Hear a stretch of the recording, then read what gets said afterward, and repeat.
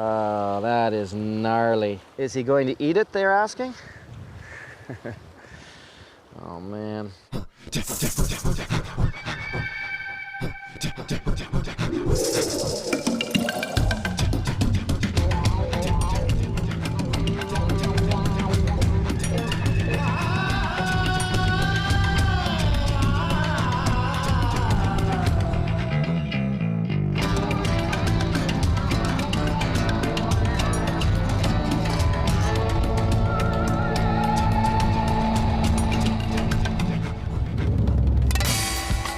I'm being taken deep into the wilds of Alaska, where jagged mountains shed their cold glacial waters into deep fjords. It's one of those places where survival is a way of life. Sea kayaking up here is a powerful experience, and not one you can approach casually. All right. Every year, thousands of adventurers take their kayaks into the icy waters of Alaska. Some of them become stranded or lost, separated from their gear. I'm about to put myself into that kind of jeopardy. I'll keep my kayak, but little else. These waters are frigid. Weather here can change quickly. Even rescue can be held off or suspended due to the harshness of the environment. Alaskan coastal waters are rich with killer whales, seals, and sea otters. Brown bears and grizzlies feast on the spawning salmon in the rushing rivers. And glaciers are calving constantly into the ocean water.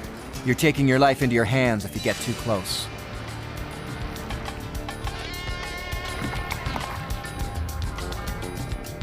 Alaska is larger than 21 of the smallest U.S. states combined. 34,000 miles of coastline, more than half of the continental U.S. I'm paddling a remote stretch of the coastline outside of Seward, Alaska, without gear. My kayak has no equipment for camping, fishing, hunting, or cooking. No food and no fresh water. I'm carrying only a knife, multi-tool, and a fire piston. And to keep this experience authentic, I'll stay out here, alone, for a week. A safety camp has been set up somewhere along the coast, and I'll paddle and search the shoreline for food, shelter, and a place to survive for 7 days. Where I stay out here will depend on what I find.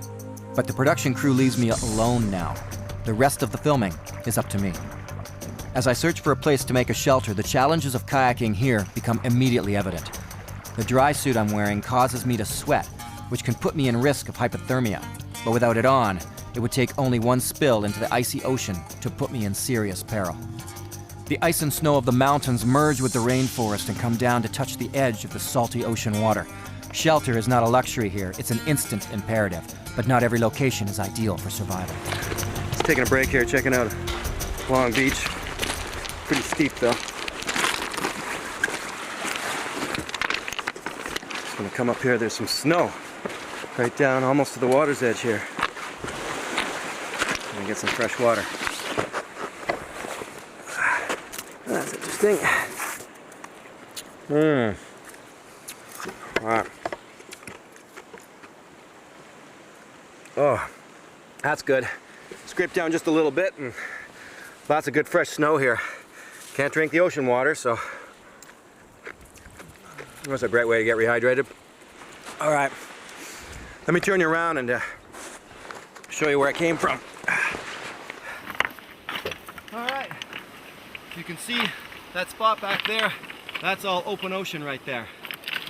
And I know it doesn't look like it, but there's quite a cool breeze blowing in off of it and coming in right down on me here. There's lots of driftwood I could take advantage of, and I've got this snow here for fresh water, but not much else. So this time, I'm going to keep moving, keep paddling, and search for a better spot. Since it never really gets that dark this time of year, I'll paddle through the night.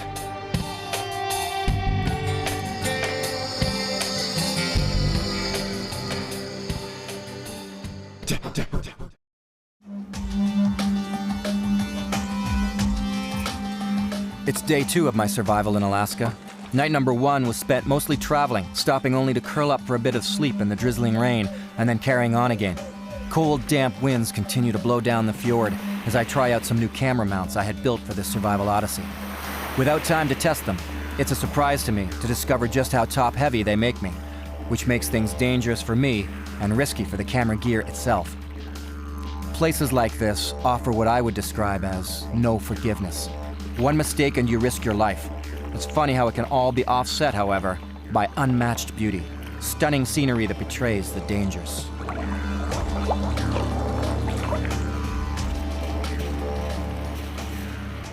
Looks like a paradise here.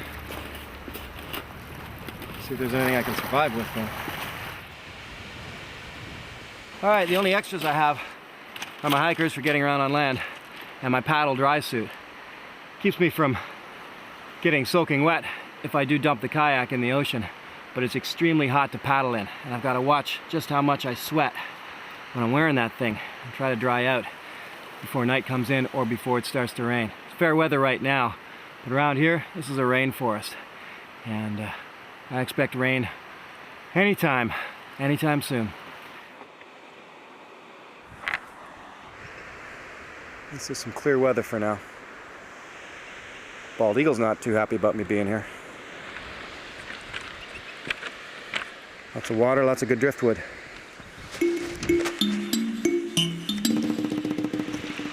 Let's get a look at this bald eagle.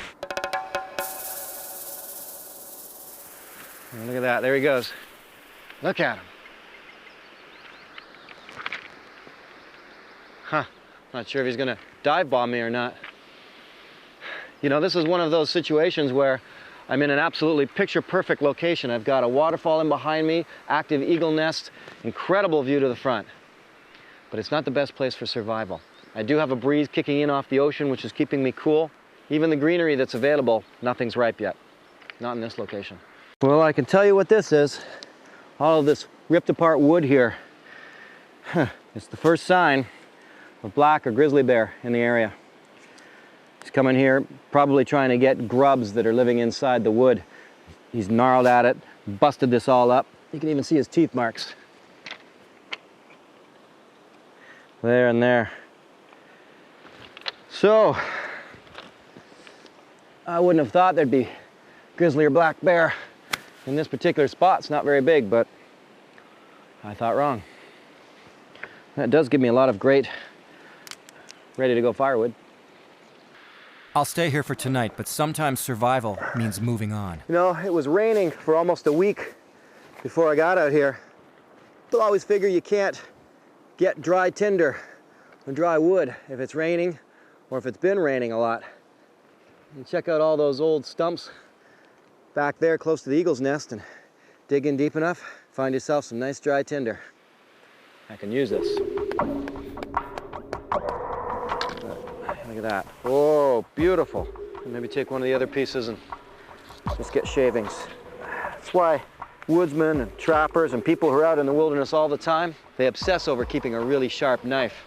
A dull knife is what makes you push harder when you're trying to cut things, and that's how you end up cutting yourself. A sharp knife just melts through wood like butter. All right, now one thing I've done here has been I've put base of wood, driftwood, underneath where I want to have my fire. One of the worst things you can do is try to get a good fire going and have it sitting right on top of wet or damp ground. It just sucks up all the moisture out of the ground and puts your fire out, or at least makes it a lot harder to keep your fire going. I'm going to try a new method for starting a fire, something I've never used before. Remember that punky wood that I gathered? Well, this is where it's going to come in handy. Don't need very much. Okay, so this is a fire piston. And what happens here is there's an airtight grip. And as you push in really hard, boom, hit that in really hard, it works just like the piston in an automobile. The air that is condensed and pressurized so quickly rises in temperature extremely rapidly. And if you've got a little tiny bit of tinder down there, some punky wood, it should actually ignite it. Take my little piece of punky wood, drop it in there, and it's simply a good hard hit like this. With any luck, I'll have a little coal in there when I'm finished, I hope. There we go.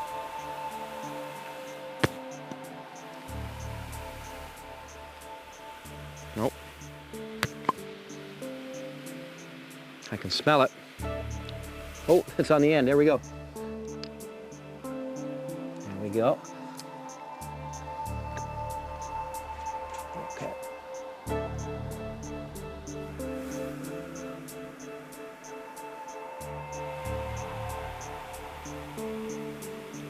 Okay, snuff that one out. The purpose of using fire-starting devices other than matches and lighters is that they can be used indefinitely without returning to civilization for resupply. Yeah! There's nothing to run out of, except for the natural components like tinder fungus or punky wood, which the wilderness provides in abundance. Oh, thank you. Thank you. Thank you. What's missing from what you're watching is the hour I spent gathering all my firewood supplies ahead of attempting to light it. Preparation is the key to a successful fire. And look what I found. An old running shoe. Not a big deal, except that out of the heel of it are the distinct markings of grizzly bear teeth. It's not a good omen. Tonight, night number 2, I'll spend laying out by the fire, trusting the rain to hold off. Ow! Oh, that's hot. Okay, like that. I know you can't really tell just by looking, but these rocks here are actually, they're very hot to the touch. In fact, they're too hot to the touch. And what I'll be able to do is lie on these rocks on the smooth side. Fire in front of me, hot rocks underneath me, and just this heat will just be coming up into my body.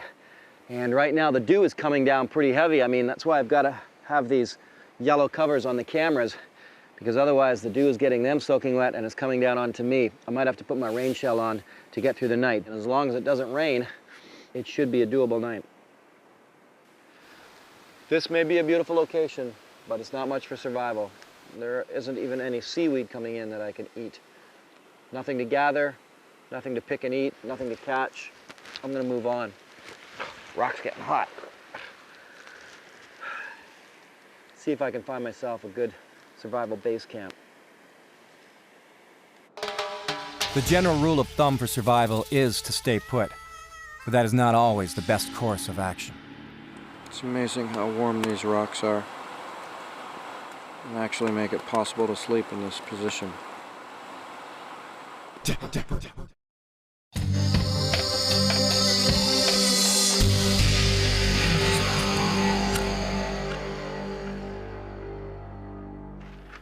Well, you can see how far out the tide is now. This is the morning of day 3. It actually started to drizzle on me a little bit last night. Not too much, fortunately. But I can't stay here. Got to get a place where I can get some food. And especially where I can set up a good shelter, because it will rain more. This is a rainforest. I don't think I'll wait for the tide to come back in.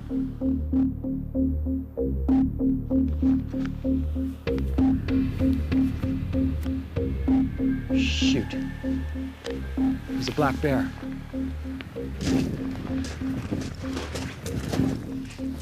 I have no idea if he's got to know I'm here. He's acting like he doesn't, though. I'm just gonna hop in the kayak and paddle on.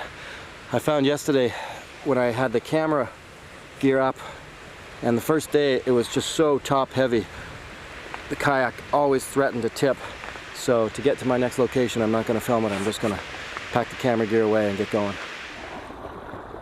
Black bears and grizzlies abound in this area. This one, as expected, took off when he saw me. But the massive grizzlies may be a little less intimidated by the sight of a human. So this is it then. Base camp. I wouldn't blame you at all if you looked at this and said, "Oh, come on, that looks set up." But no word of a lie here. I didn't see it, and here it is laying here. This happens actually a lot on the ocean coast. Eagles will catch their salmon and different fish, and they'll come somewhere to eat. I'm surprised I don't see bird poop all over here. There isn't any, but they'll come and they'll pick a spot, they'll eat, and then they'll fly away, leaving a good portion of the fish. So I don't know. I have no idea of knowing how long this guy's been sitting here.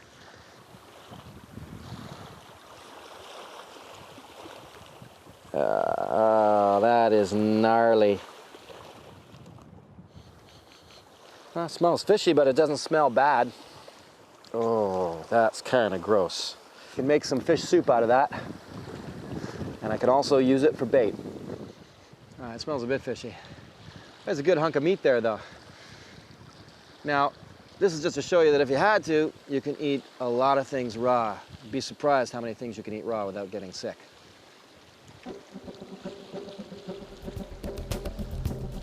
Sushi.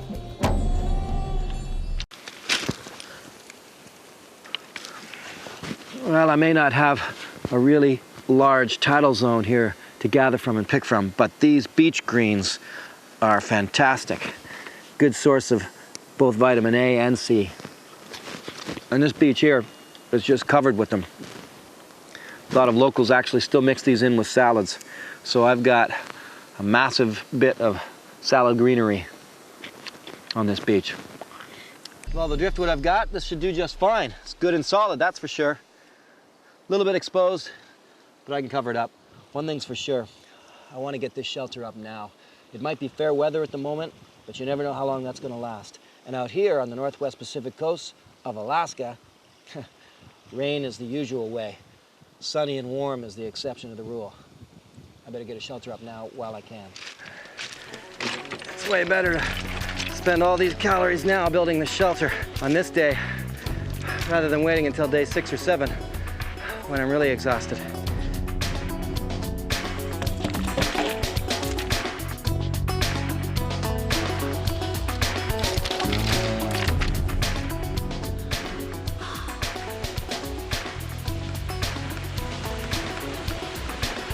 Keep forgetting I haven't really had anything to eat for 3 days.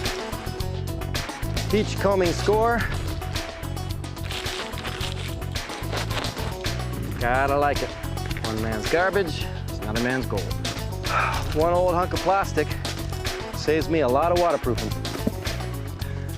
Let's see if I can block up that drafty hole. Every little bit helps.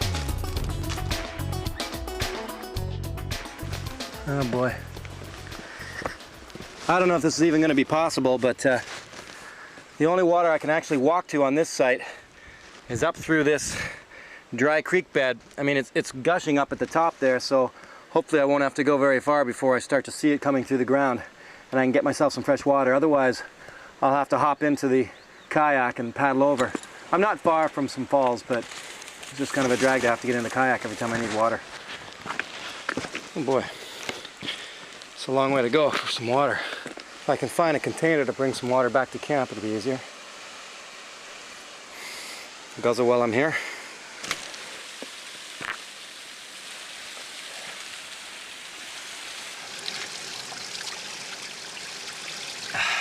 Starting to get a bit of a headache from dehydration. Surrounded by an ocean of water and you can't drink 1 ounce of it.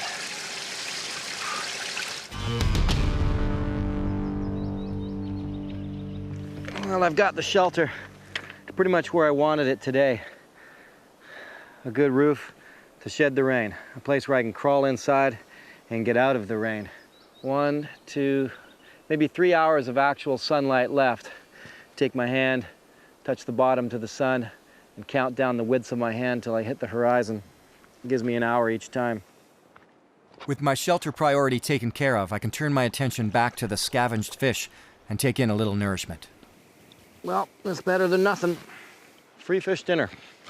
Nothing to turn down. That's for sure. Even if the fish is bad, were I to eat it raw, which I already did, but I'm feeling fine. But cooking it should kill all the germs. So, that being the case, I'm gonna have myself a fish dinner. Thank you, Eagle.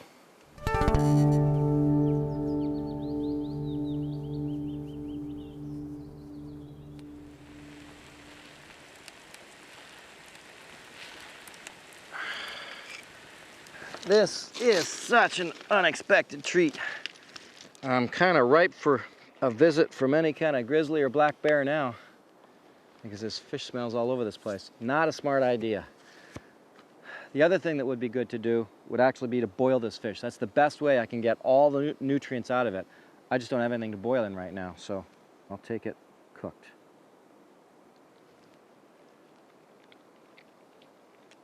Oh, man. Wow. Nothing gross about eating it now, eh? Now that you see it all cooked. This is going to be a good night. This is a beautiful place.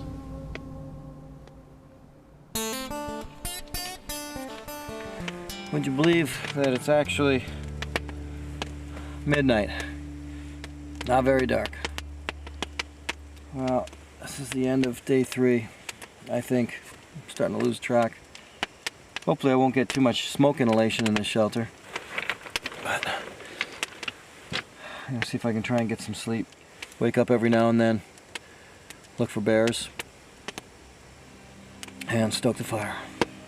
Oh, I can't believe how good that fish made me feel.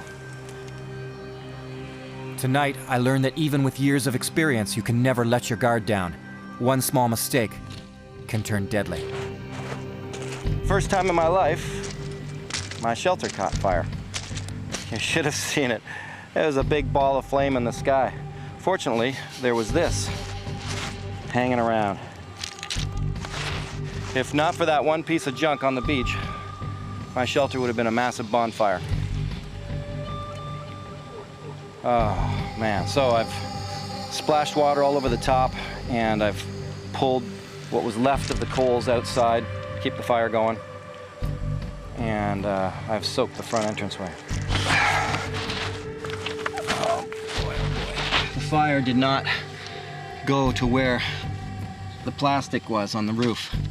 It was over in the fire area where the flames were supposed to lick up, but I guess they just kept drying out the wood up above it. I let the flames get too high. Wow.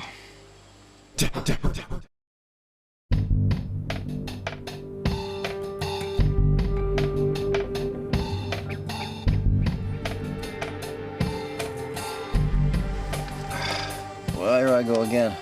Another night of sleeping on rocks. That was incredible last night.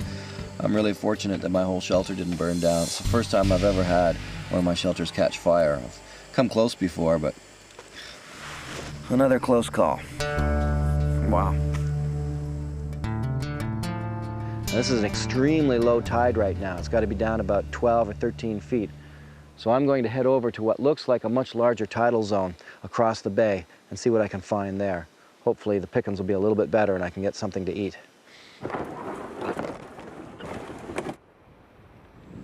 Now just sit here and wait for the tide to come in.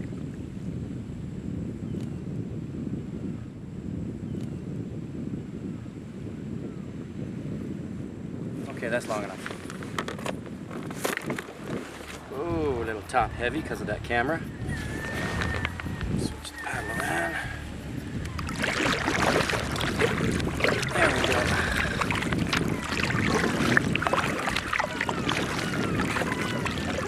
It's tricky. You know, I made a practice of trying all kinds of different camera mounts, testing out cameras out in the wild, filming wildlife, filming myself. But once I get into doing Survivorman, it's a little bit harder. For one thing, I don't have the energy I normally have because I'm not really eating very much. And for another, if I blow it and ruin a camera, well, I have nothing to shoot with. There's no point in me being out surviving. That's why I usually end up with 3 to 5 cameras with me. Some of them waterproof, different mounts, that sort of thing. Again, the intense beauty of Alaska can lull you into a false sense of security. But for now, I'll gladly take this fortunate spell of great weather to seek out food sources. Sunshine fills the soul, but not the stomach. And in 4 days, there's been nothing more for me to eat than a few ounces of rotting fish meat.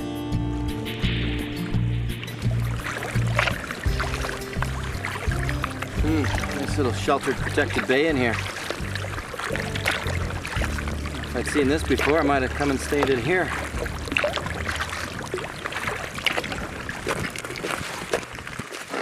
This is a fantastic area for harvesting, but the tide is coming in really quick. I'm actually in a bit of a race against it. When you have an area that's this large of a tidal zone, the tide seems to move in on you quite quickly. Sea lettuce.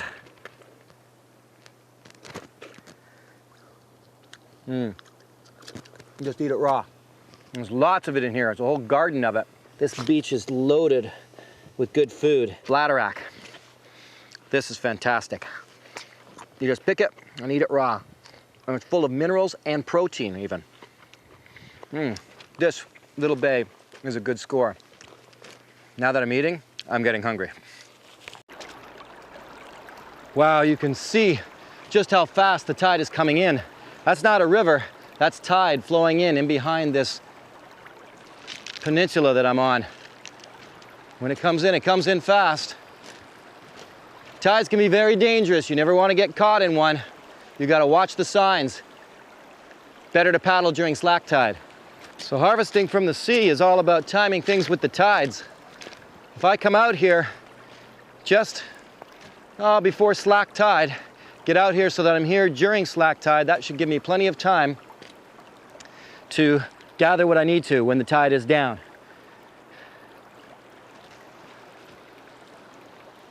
Let's see what else I can find. This is great. This is called Goose Tong. It's a simple grass, but bit of a salty taste to it. The natives used to actually gather this and harvest it. And there's just tons of it here. And you just sit here and graze like a grizzly.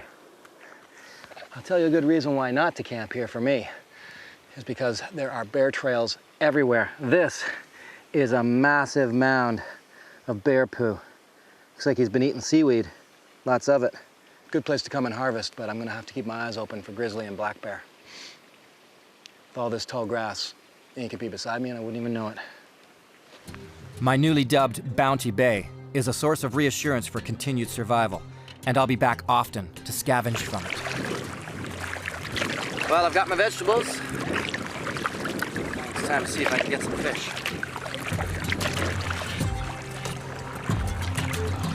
Now it's time to turn into a beachcomber and scavenge my own beach for supplies.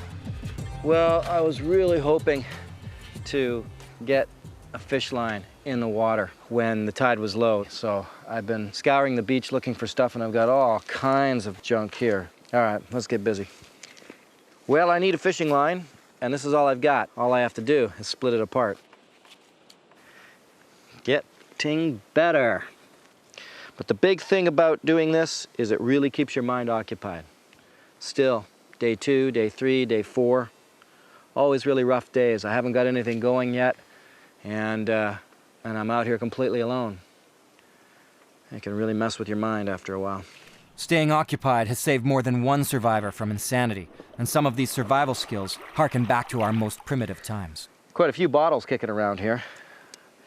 I think what I'd like to try and do is see if I can make a fish hook out of this bottle. It's been a while since I've done this, and it's very tricky to do with glass. There's a primitive skill called Flint Knapping. I might be able to get myself a bit of a blade or hook. All right. First thing I'm going to need is my bandana. And I just want to kind of break away little pieces here, so I don't want to break away too much. And you see these edges here. I can actually thin that edge down using the Flint Knapping. Yeah, it's actually starting to work. You can just sort of see, see if you can see that. I'm getting an edge to it. I want to make it so that the glass has a nice point. And I do that by a little bit of grinding called pressure flaking.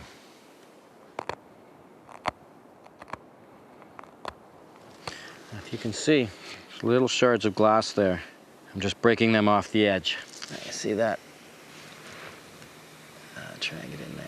There we go. It's hard to show you, but that's one edge done almost to a point. It's very difficult. All I'm using is this crude stone.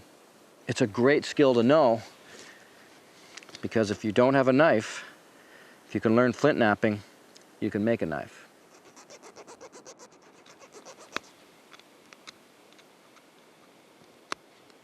Oh! Ka. Oh man, all that effort and I just broke it in two. Ah. That's frustrating.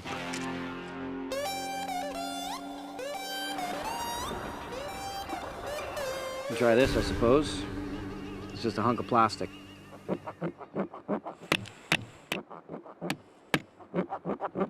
Ah! It's pretty good, but I'm a little worried it might be too big. Can always try.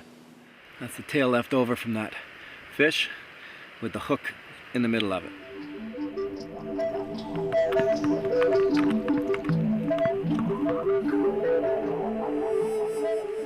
So I've got the fish out on its hook, the thin line that goes up to the big rope that goes up, and I've got a float that I found lying around here. I just saw a huge school of salmon just go swimming right past me here. Tomorrow I've got to get a net out. That's for sure. Well, as you can see, I got my fire going, and I'm keeping it a lot farther away from the shelter tonight. There's salmon jumping all around, so with any luck at all, something will smell the bait on the end of that hook and go and take it. Oh boy. The only way I'm actually able to stay warm tonight is that I've been heating up these little rocks and putting them in my clothing around me, and it's warming the small of my back right now. Otherwise I'd be pretty chilled. Shelter is probably going to be a dry one in that it'll keep the rain away, but there's no warmth, and I'm too nervous to have a fire inside.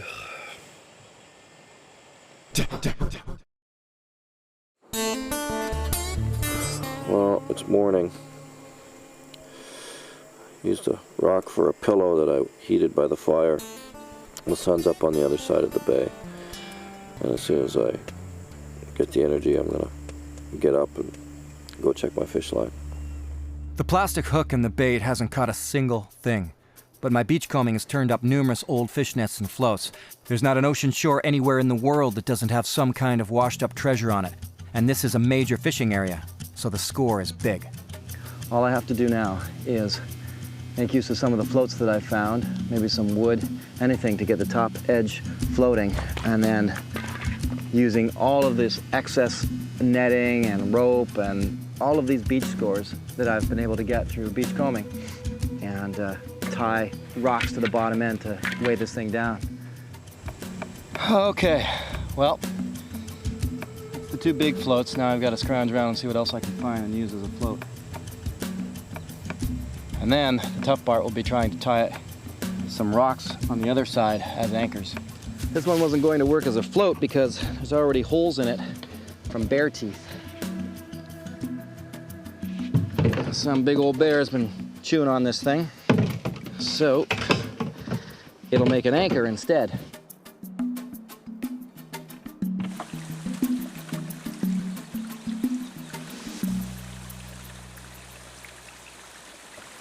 That's a bit of a climb just for a drink, but I found a way to bring some of the water back to my camp using the shaft of the paddle. Of course, it means that I have to make sure I don't spill it all the way, but hey, it works.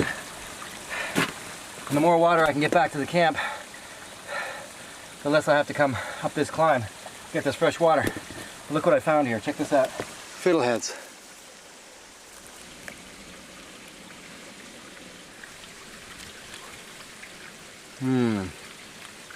This is a nice surprise. Not bitter, nice and tender. I'm sure there's probably more fiddleheads up and down this freshwater creek here. I don't know if to call it a creek or a waterfall. The only thing is, every time I come up here to get water, I'm always thoughtful of whether or not I'm being visited back at camp by some kind of bear. Here's the view from where I drink. Look at that. All right, that's a lot of bear scat. In fact, there are a lot of sign of bear all over this location. If I were to see a big bear, the old cliche holds true. He's more afraid of me than I am of him. All I have to do is remain calm. In fact, I have seen 3 bear already on this site, and every single one of them took off like a shot. So there's no need to panic, no need to fear bear at all. Really, it's just a matter of be cautious, give them their space, hold your ground. And most likely, they'll just take off. While I leave the fish net out awaiting high tide, it's time to try and make my shelter just a bit more comfortable. Besides, I'm sick of sleeping on rocks.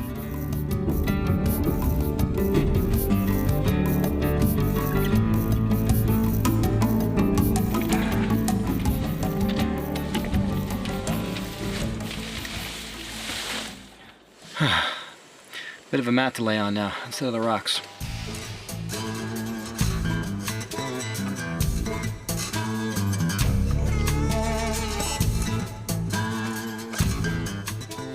There we go. It's like a night at the cottage. Except that I have no food, no friends, and no beer.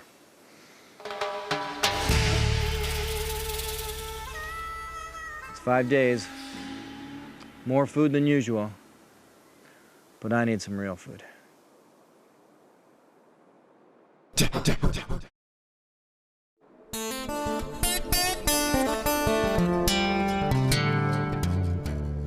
This morning of day 6. Big bank of fog has rolled in. Not a good sign at all for me weather-wise. I'm gonna go check my net because I have an extremely low tide right now. Cross your fingers. What I hope to find is 1 or 2 fish entangled and ready for the grabbing. All I need is 1 fish, just 1 fish. You know, in this case, I preferred somebody just feeding me with a fish rather than teaching me how to. Nothing.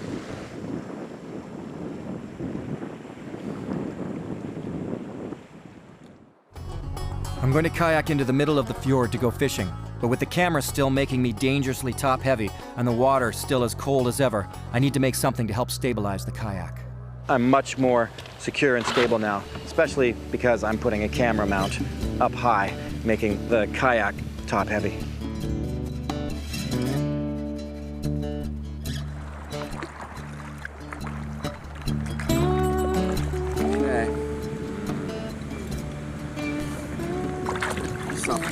Fish would love to have that for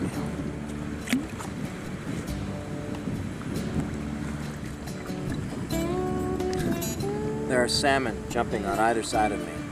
Nothing taking my bait though. Oh, well here's my bait. A nice big hunk of fish guts there for you. As I was saying before, I was rudely interrupted by the multitude of jumping salmon all around my kayak. Hey, some more food. Look at that. Gosh. Whoa. Okay. There. Bull kelp. And I can eat it. That's a nice chunk. Wow. Well, if I don't get any fish, I've got this. Killer. That's the bonus of getting out and about. Now, how in the heck do I strap this in?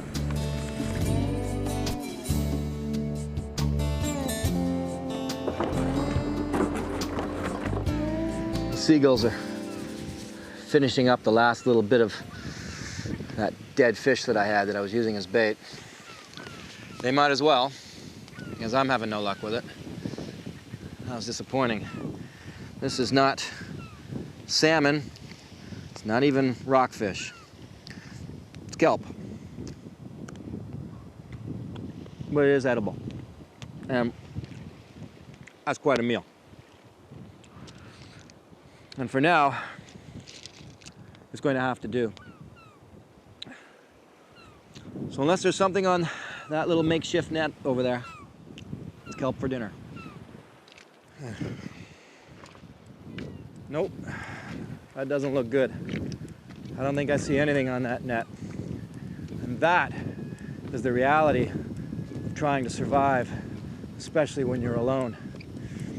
There's only one person to do everything. I was hoping that net would kind of be like a second person for me and just hang out there and catch a fish. It hasn't done anything. Maybe if I was here a lot longer it would, but in 2 days it's done nothing.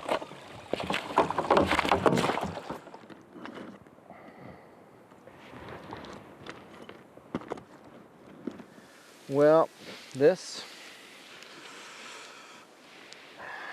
is almost all that's left of that dead fish that I found that I've been using as bait. But I did take some of it and I had it soaking in the water. Now, it's been a few days. I really was hoping it wasn't going to come to this. I expected to have some fresh fish, but I just washed this guy off. But I'm going to cook it. The way I'm going to cook it is I'm going to wrap it in that bull kelp, which is actually a traditional way for cooking fish. I have no idea why I'm doing this. This just does not seem like a good idea. But you know what? It'll be some food in my stomach, which I could use. There we go. I'll leave that to cook for a while. It'll be the last bit of nutrition I'll actually get out here. Lucky with the weather, not so lucky with the fishing. Anyone who's tried it knows how that can be. All the skill in the world won't make the fish bite. Oops. Try to keep it on the stick. There we go.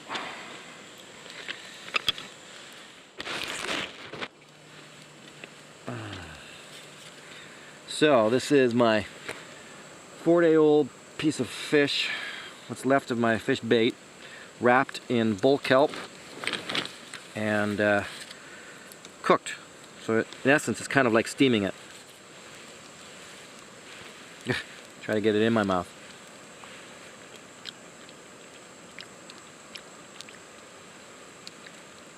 Okay, it doesn't taste so fresh, but I'm going to eat it. To get food that is a cast-off of other animals is a survival trick worth knowing. If you can watch the river otters, they might leave a fish behind. Eagles all the time are dropping fish and leaving behind, or even seagulls. Frustrating to have a fishing line out there and salmon jumping on either side of the boat. I can't tell you how frustrating that is. Well, I'll tell you, if any grizzly bear comes around now, I smell and stink like fish, old fish. So I'm sure you'll be quite interested. I'll keep my knife handy at the entrance to my shelter tonight for sure. Not that that's going to do a lot against a massive grizzly bear, or a 600-pound black bear for that matter.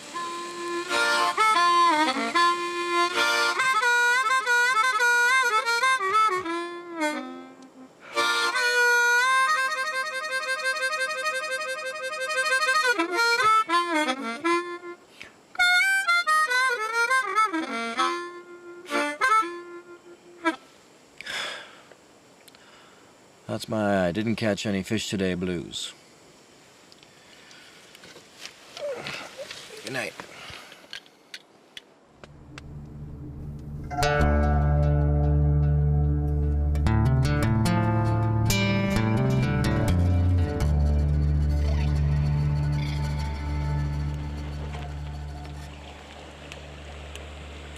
Well, it's middle of the night.